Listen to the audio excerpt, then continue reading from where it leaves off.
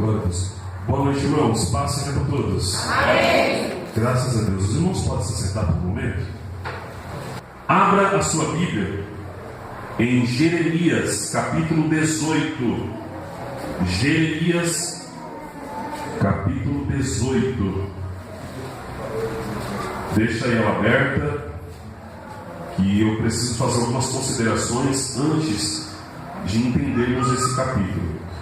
É importante entendermos algumas coisas para que a nossa compreensão do que Deus quer nos ensinar nesse texto, é importante entendermos algumas considerações antes, e aí sim nós vamos entender o que Deus quer nos ensinar, o que Deus quer falar conosco. Então, Jeremias capítulo 18. A primeira coisa a considerar é que Deus fala ao povo através do profeta Jeremias. Bom, isso é fácil de saber, né? Então Deus está usando Jeremias para comunicar uma palavra para o povo. E quem era esse povo? É o povo de Israel, o povo de Judá. Eles eram aqueles que necessitavam de ouvir uma palavra, uma mensagem que Deus havia de dizer a eles por intermédio de Jeremias. Então, o povo de Israel foi o alvo dessa palavra que nós vamos refletir hoje. Uma coisa também que nós devemos considerar, então já consideramos que foi o profeta Jeremias, que Deus falou por intermédio de Jeremias. Já vimos que o alvo dessa profecia era o povo de Israel, ou seja, era o povo que Deus havia separado, que Deus havia tirado do Egito, que Deus havia preservado até o presente momento, naquele momento do profeta, né? Nesse momento aí que foi escrito o capítulo 18. Então havia ali, não era um povo que não conhecia a Deus, um povo considerado pagão, um povo considerado idólatra, um povo considerado adorador de outros deuses, ou que não tinha temor a Deus. Não, este povo aí, alvo dessa profecia, era o povo que conhecia a Deus, que foi desde Abraão, já chamado por Deus, desde Abraão, separado pelo Senhor, guardado pelo Senhor, preservado pelo Senhor, até que... aí chegou a bênção. Então, aquele povo era um povo que conhecia a palavra de Deus, guardava as leis do Senhor, um povo que sabia, conhecia a vontade de Deus, porque essa vontade estava revelada nas leis, na palavra que Moisés deu a esse povo. Então esse era o público. Outra coisa que nós devemos considerar é a forma que Deus falava. Como é que Deus falava com as pessoas, com aquele povo? Também com outros povos Deus fez isso. Mas como é que Deus costumava a falar por intermédio dos profetas? Como um teatro. Deus costumava falar com comparações. Então Deus costumava falar com o povo usando o profeta, fazendo alguma ação, fazendo alguma coisa para que o povo entendesse a vontade de Deus. Então o profeta representava alguma coisa, fazia uma espécie de representação para o povo entender qual era a vontade de Deus. E aqui nós vamos ver qual foi a representação que Deus usou para poder falar com o povo. Mas nós temos que considerar mais uma última coisa. Qual era a situação desse povo? Qual era a situação de Israel aqui? Bem, a situação de Israel não era boa. A situação desse povo não era boa. Eu queria mostrar para os irmãos no versículo 15. No versículo 15 vai nos mostrar qual era a situação de Israel. Por que houve essa profecia? Por que vamos aprender o que vamos aprender aqui? Por que Deus deu uma palavra que nós já vamos meditar nela? Por que Deus deu essa palavra a Jeremias? Qual era a situação daquele público, daquele povo, para que Deus falasse daquela forma? Que nós vamos ver aqui. E alguns irmãos já até conhecem bem esse texto. Então vamos ver a situação do povo no verso 15. Contudo, o meu povo se desviou de mim, queimando incenso e vaidade fizeram tropeçar nos seus caminhos. e as veredas antigas, para andar em veredas afastadas, não aplainadas. Ou seja, o povo estava desviado. Este povo aqui de Israel, como eu disse, um povo que conhecia Deus, tinha lei, tinha profeta, tinha sacerdote, tinha toda uma história com Deus, de livramentos, de vitórias, e esse povo estava desviado, afastado. Não é o que está dizendo aqui? Eles desviaram, foram para outras veredas, outros caminhos. Olha o versículo 16: para fazer da sua terra um espanto e uma... Vamos ver de novo aqui. Deixa eu trocar de ouvido. Quem sabe eu escuto melhor, né? Olha só o que diz aqui. 16. Para fazer da sua terra um espanto e uma ilusão perpétua. Todo aquele que passar por ela se espantará e maneará a cabeça. Olha só o 17. Como o vento oriental, os espalharei diante da face do inimigo. Mostrar-lhes-ei as costas e não o rosto, no dia da sua perdição. Então aqui, irmãos, está mostrando aqui um quadro que vivia o povo. Está mostrando aqui a situação que estava aquele povo. Aquele povo estava desviado, idólatra, rebelde, endurecido. Essas eram as condições que estava aqui esse povo. Irmãos, nesse momento Deus dá uma palavra para Jeremias. Agora vamos lá no verso 1, e aí vamos entender o que é que Deus fala aqui para Jeremias dizer ao povo. Então, no verso 1 do mesmo capítulo, Deus já começa a dizer assim para Jeremias: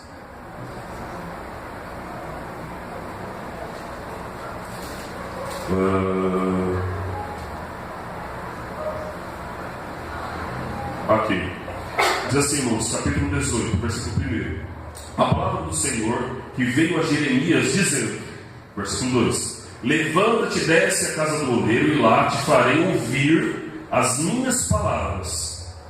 E desci à casa do oleiro, e eis que ele estava fazendo a sua obra sobre as rodas. Como o vaso que ele fazia de barro se quebrou na mão do oleiro, tornou a fazer dele um outro vaso, conforme parecia bem aos seus olhos fazer.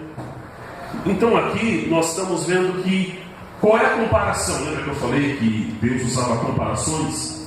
Qual é a comparação que Deus usa para falar com o povo aqui? Deus fala assim: Jeremias, desce lá na casa do oleiro, vai lá na casa do oleiro, e eu vou mostrar o que o oleiro está fazendo, e você vai entender o que eu quero de Israel.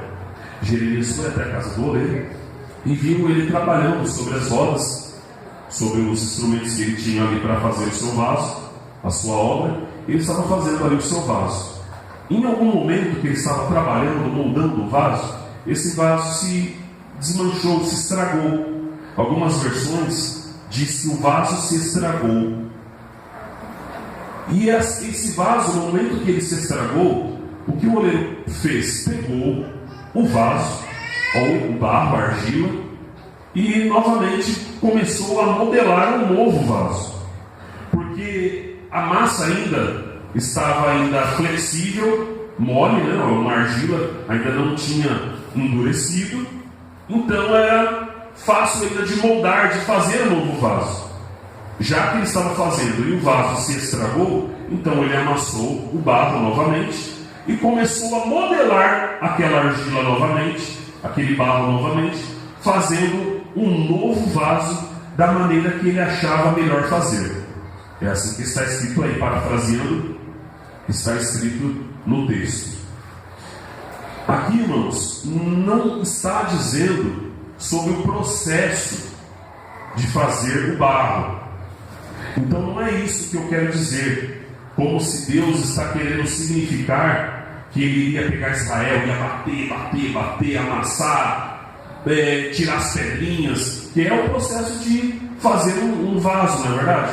Você pega a argila, bate, tira se houver alguma bolha de ar, se houver alguma pedra, se houver alguma impureza naquele barro, o oleiro vai tirando, vai fazendo ali, socando a massa, batendo na massa, para que a massa fique firme e ele possa moldar no vaso, não é? Mas não é isso que Deus está dizendo aqui. Deus não está mostrando o processo de fazer vaso. Deus não está mostrando se o vaso vai apanhar, se não vai apanhar, se vai moldar, como que vai ficar, para que vai servir, se vai servir para colocar óleo, se vai servir para colocar água. Não é o propósito de Deus mostrar o processo de como o vaso é feito.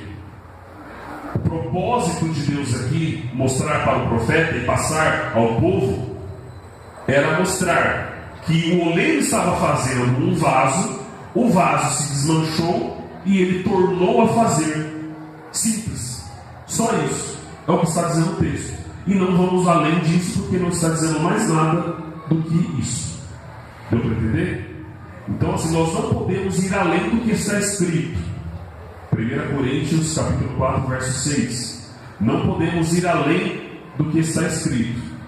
Também está escrito isso em Provérbios, capítulo 30, verso 6. Nós não podemos ir além do que está escrito. O que está escrito?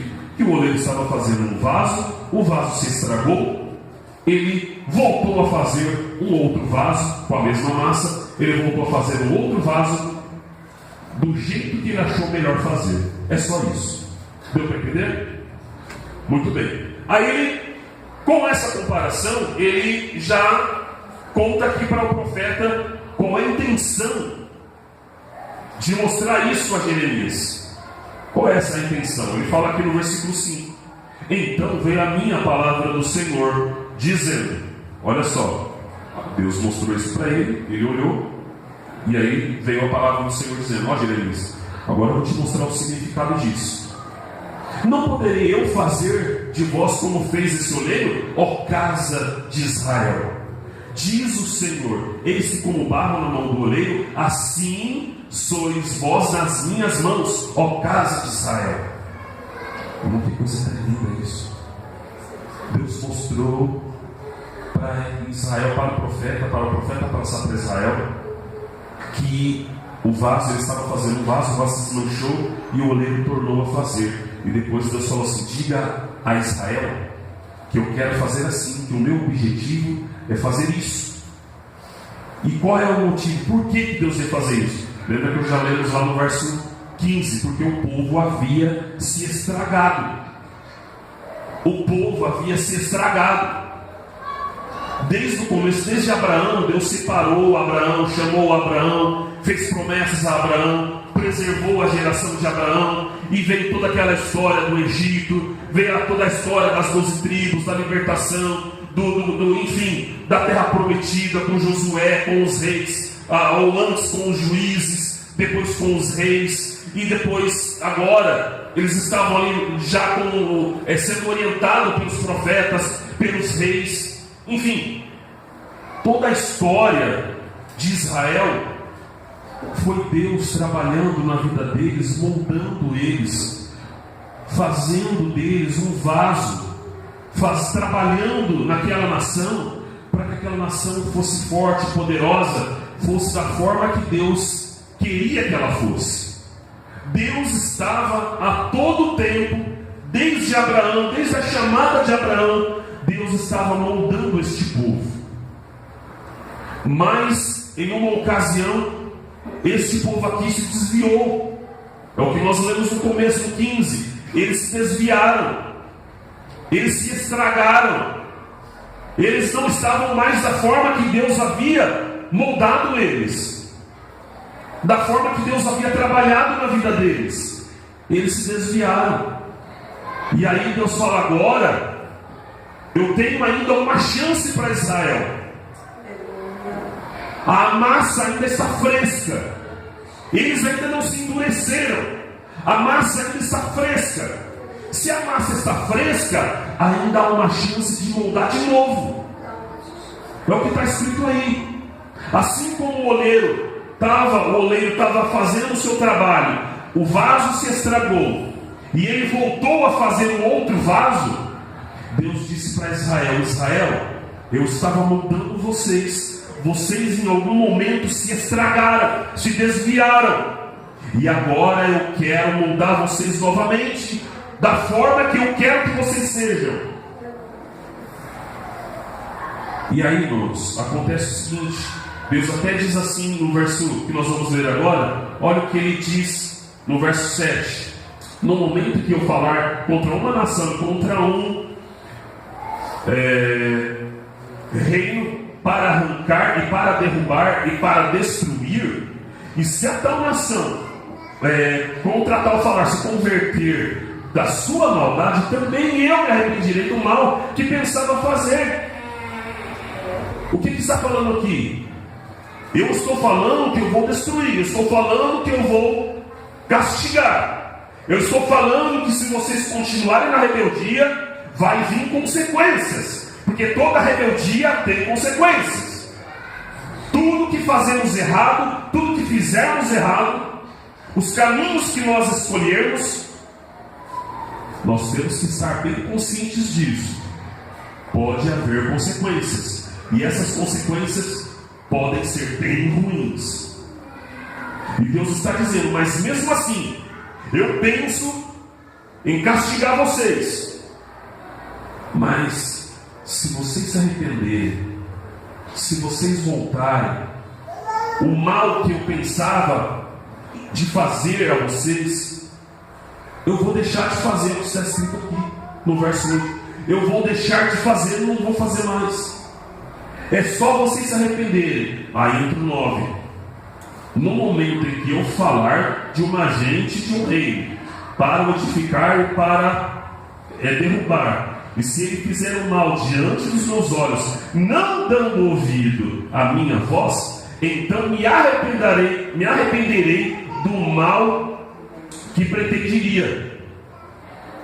Aliás, me arrependerei do bem que pretenderia.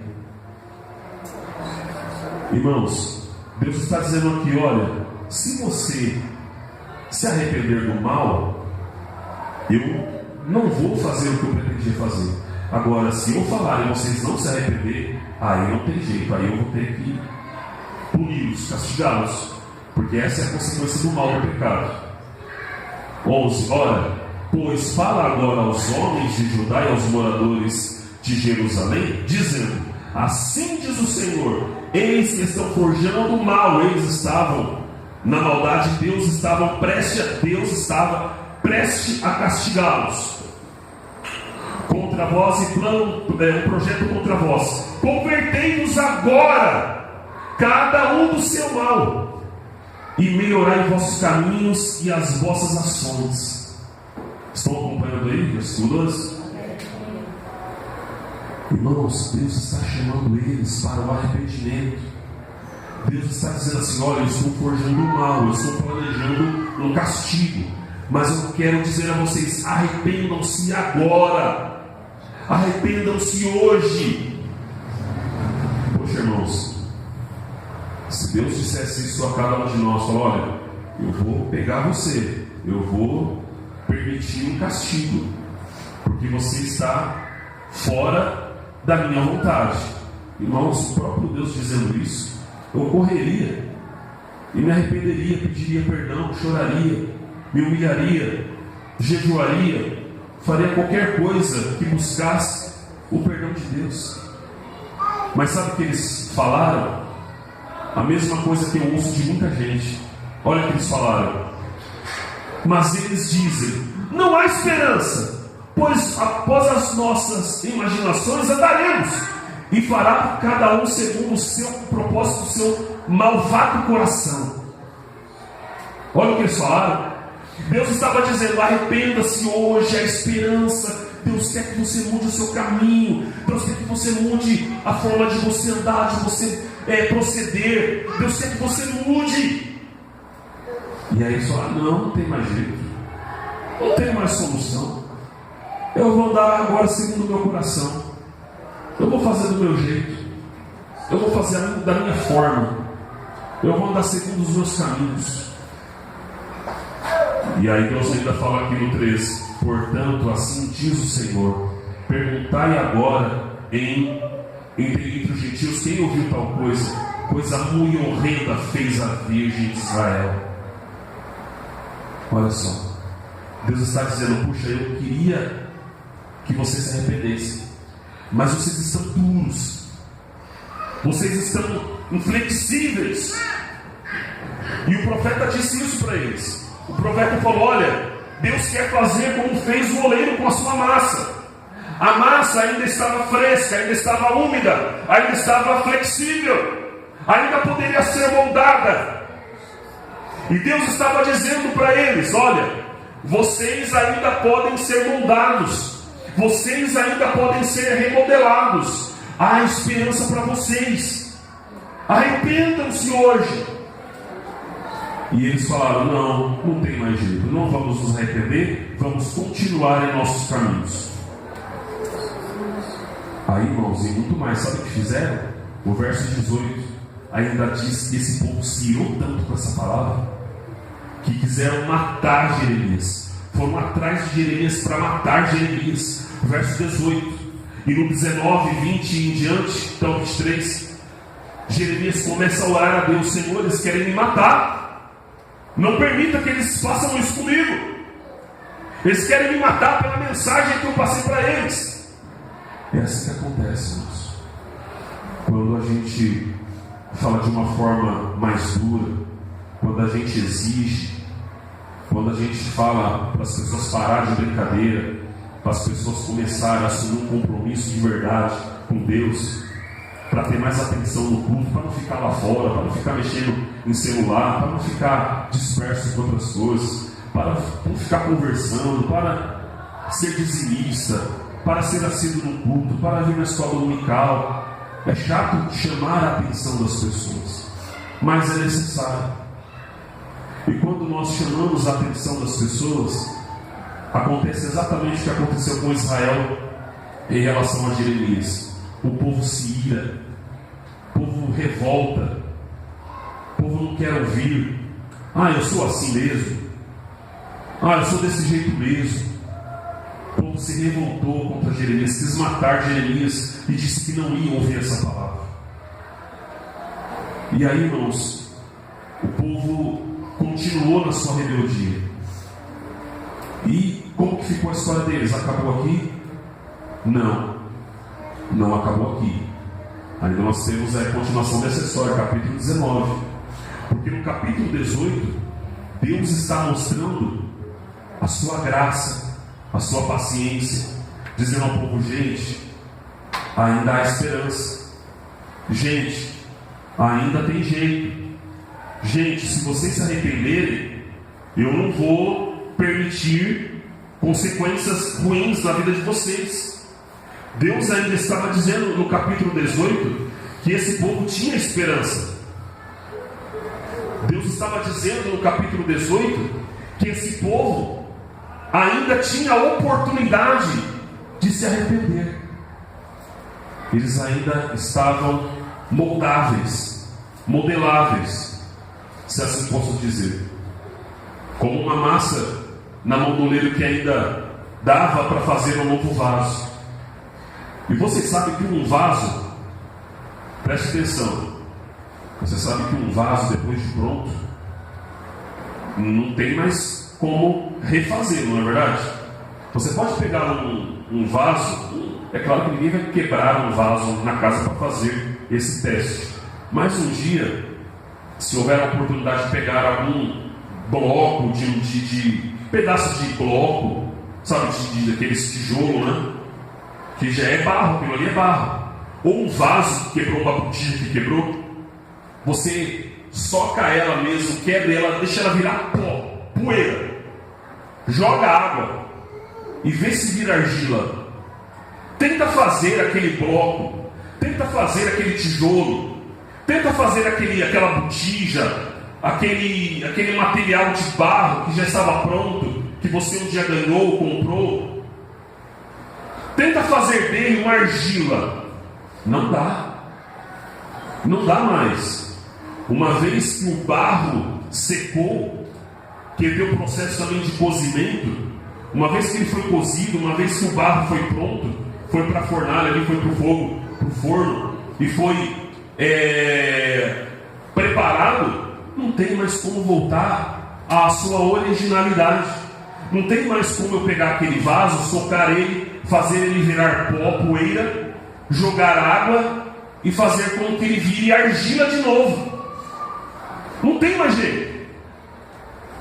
Não tem mais como. E aí entra o capítulo 19.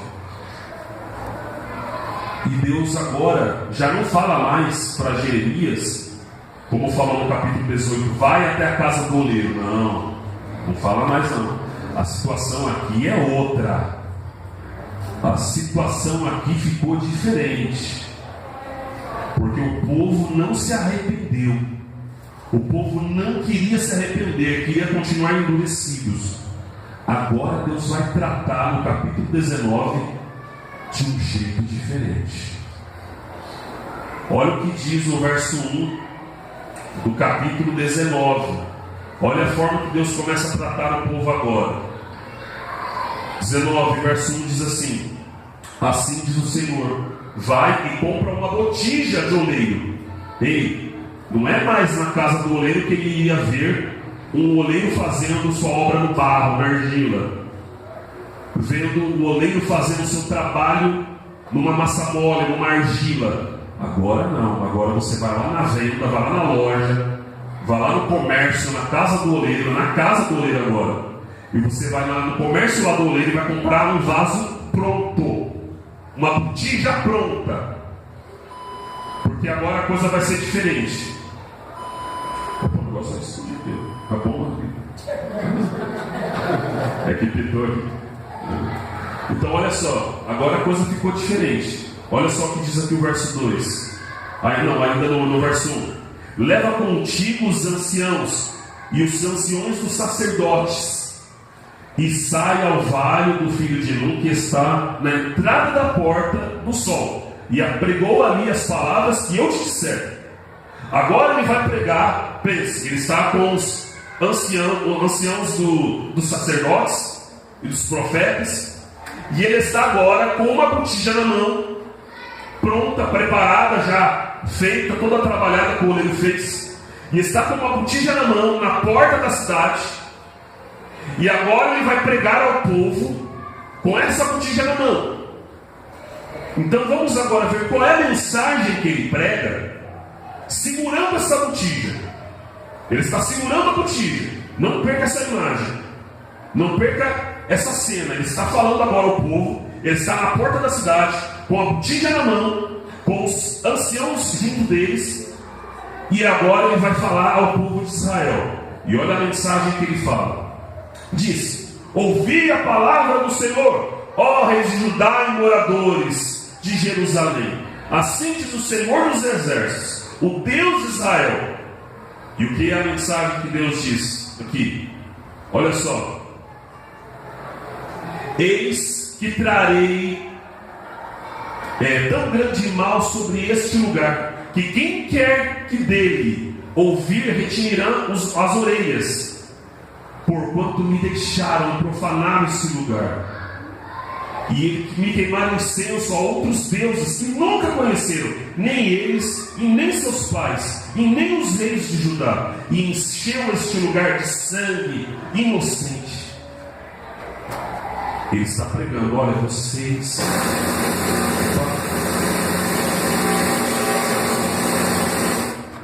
pronto.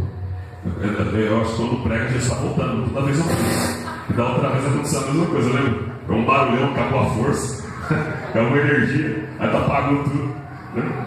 Mas muito bem.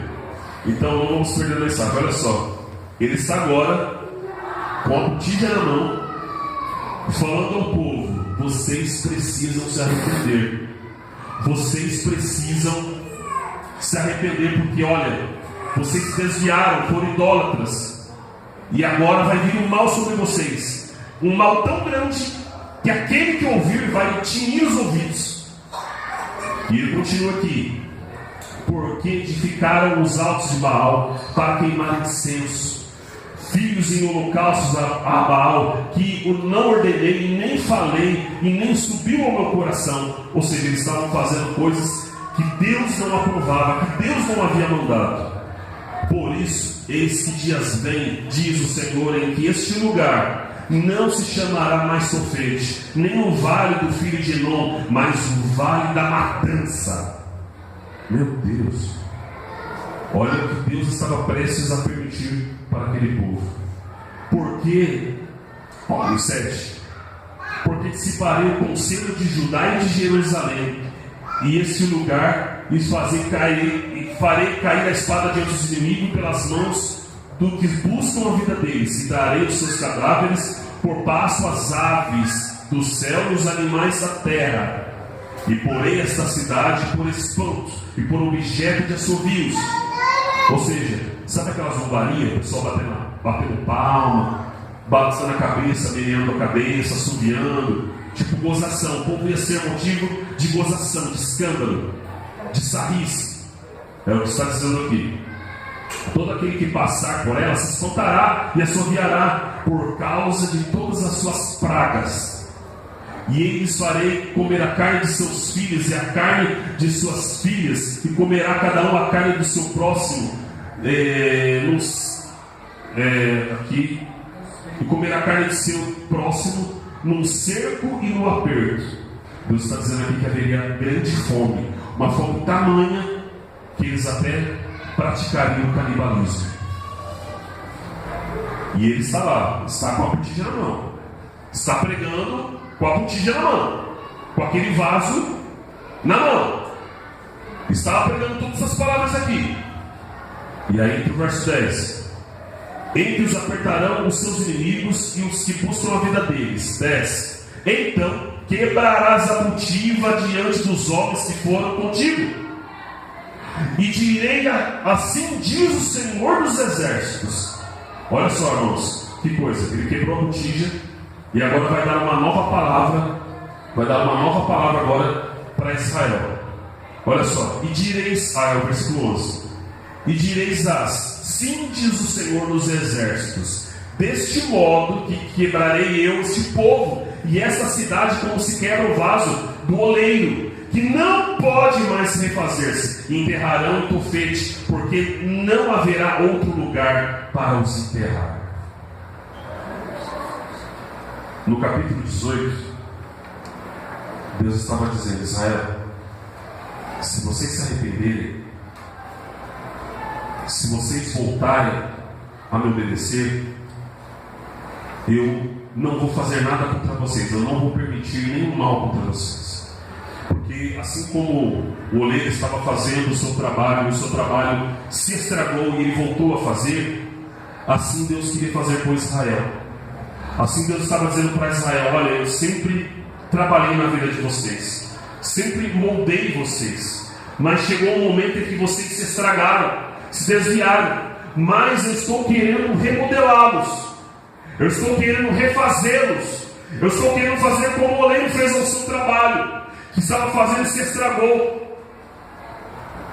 Mas ele pegou novamente aquele barro e remodelou e fez um vaso da maneira que ele ficou agradável, da maneira que foi agradável aos seus olhos. É o que Deus diz no capítulo 8. Deus mostrando o seu amor, a sua graça, a sua paciência, dando oportunidade de arrependimento. Mas o povo não ouviu. E entra o capítulo 19 agora com o juízo. Deus dizendo: agora não é mais um barro na mão do oleiro, agora vai ser um vaso que vai ser quebrado e não vai dar mais oportunidade para se refazer. Não vai mais colar, não vai mais fazer o outro, não. Ele vai quebrar de forma que vai ser impossível refazer. É o que está escrito no 10 e no 11. Ele quebrou aquele vaso e mostrou para o povo, mostrou para todos assim: Deus deu oportunidade para vocês, vocês não quiseram, agora é tarde demais. Irmãos, essa palavra é um pouco densa, um pouco pesada, mas ela é para nós. Ela não é para alguém que você fique: puxa, bem que fulano poderia estar aqui ouvindo, puxa, bem que a fulana poderia estar aqui. Ou até pensando em alguém que está mesmo na igreja, pensando: poxa, essa palavra é para o fulano que está em tal lugar na igreja. Não, essa palavra é para nós, irmãos. Essa palavra é para todos nós, porque em algum momento da nossa vida nós podemos estar seguindo ao Senhor e começar a esfriar na fé, começar a ser menos frequente, menos ledor da Bíblia, menos oração, menos frequência, menos oferta, menos dízimo, menos fidelidade, menos amor, menos paciência. E aí nós começamos a um momento de nossa fé a esfriar, a caminhar devagar, e as pessoas já não têm mais forças, já não tem mais aquele ânimo, já não tem mais aquele pique, já não tem mais aquela paciência que tinha, aquele fervor de coração, sabe, aquele fervor de orar, de chorar. Sabe, tem muitas pessoas que já não choram mais, já não falam mais com Deus em mistérios, já não tem mais aquela comunhão em oração no seu quarto, ou no seu banheiro, em qualquer lugar onde você costumava orar. Então nós começamos a misturar a nossa vida cristã com muitas outras coisas, com muitas coisas que vêm da internet, que hoje é a moda, né? Porque eu estou falando sobre isso. Muitas coisas que vêm de televisão, que vêm de rádio, que vêm de, sei lá, de revista, que vêm de qualquer outra coisa. Nós começamos a nos envolver com muitas mensagenzinhas de Facebook, muitas mensagenzinhas de WhatsApp, muitas mensagenzinhas de movimentos aí por aí que nós vemos hoje. E nós paramos de ouvir a voz de Deus que vem das Escrituras. Não dedicamos mais tempo para sentar e ler as Escrituras. Se alguém em algum momento deixou de fazer isso, ou diminuiu esse ritmo, ou talvez nunca teve esse ritmo, tem pessoas que nunca fez isso, tem pessoas que já têm mais de um ano na igreja e não leu uma vez a Bíblia, porque em um ano você consegue ler a Bíblia, em um ano. Então, se você tem mais de um ano na igreja e não leu pelo menos uma vez a Bíblia, nós temos que repensar a nossa vida cristã. Se você tem mais de um ano na igreja e não leu pelo menos uma vez toda a Bíblia, temos que repensar a nossa vida cristã. Há um problema sério aí. Então essa palavra, eu quero ainda crer que estamos no capítulo 18. Eu ainda quero crer que nós temos a oportunidade de ser moldados por Deus. Eu ainda quero crer que nós não estamos endurecidos o suficiente para Deus falar assim: não tem mais jeito, você vai ser quebrado e nunca mais vai ser refeito. Eu ainda quero crer que nós estamos em um estágio em que Deus ainda pode entrar no nosso coração e moldar o nosso coração, e mudar nossos conceitos, e mudar os nossos pensamentos, e mudar os nossos caminhos, e mudar a nossa vida, e nos fazer um vaso novo. Fique em pé, irmãos, em nome de Jesus. Essa mensagem ela parece um pouco pesada, um pouco densa, como disse, mas é uma mensagem que nós devemos refletir se ainda estamos flexíveis o suficiente para ser mudados, ou será que estamos lá no capítulo 18, verso 12 e 13? Não há mais jeito, não tem mais jeito. Já viu aquele provérbio que as pessoas costumam dizer? Provérbio secular, não é provérbio da Bíblia. É um ditado que é popular que as pessoas costumam dizer, que papagaio velho não fala mais, não aprende a falar, né? Papagaio velho não aprende a falar, né? Então as pessoas elas falam: olha, eu não dá, eu já estou velho, já não aprendo mais, essa cabeça está ruim, essa cabeça não entra mais nada, sabe? Eu sou assim mesmo, sempre fui assim, tá? Então as pessoas elas vão colocando barreiras que Deus nunca colocou.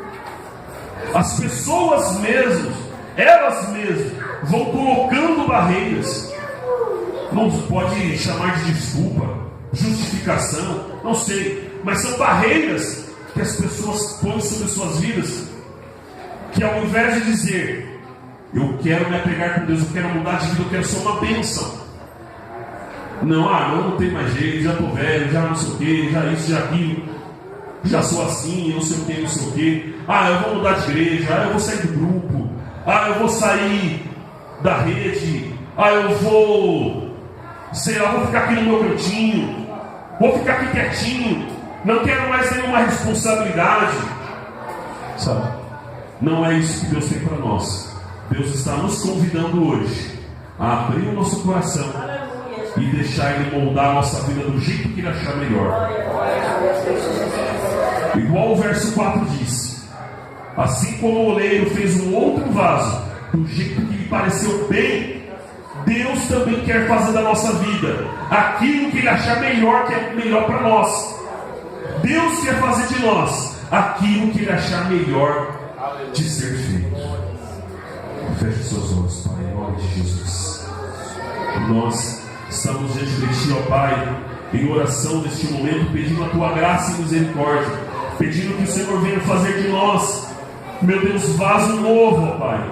Venha moldar o nosso coração, venha trabalhar em nossa vida, venha trabalhar em nosso coração, que nós não sejamos endurecidos, que nós não endurecemos, ó Pai, o coração, não endureçamos o nosso coração ao ouvir a voz do Teu Espírito Santo, que nós não sejamos resistentes, que nós não sejamos duros ao ouvir a voz do Senhor dizendo daquilo que o Senhor quer que nós façamos, que nós sejamos. Em nome de Jesus, molda o nosso coração, trabalhe em nossa vida, trabalhe em nosso coração. Não nos deixe endurecer, mas que sejamos, ó Pai, flexíveis. Ao ouvir a Tua voz, nós possamos nos adequar segundo a Tua vontade, segundo o Teu querer, da maneira que o Senhor quer que nós sejamos para Ti. Em nome de Jesus, é o que eu te peço, meu Pai. Em nome de Jesus, eu agradeço ao Senhor, porque eu sei que o Senhor tem coisas grandes para fazer aqui, que o Senhor tem coisas grandes para fazer nas vidas.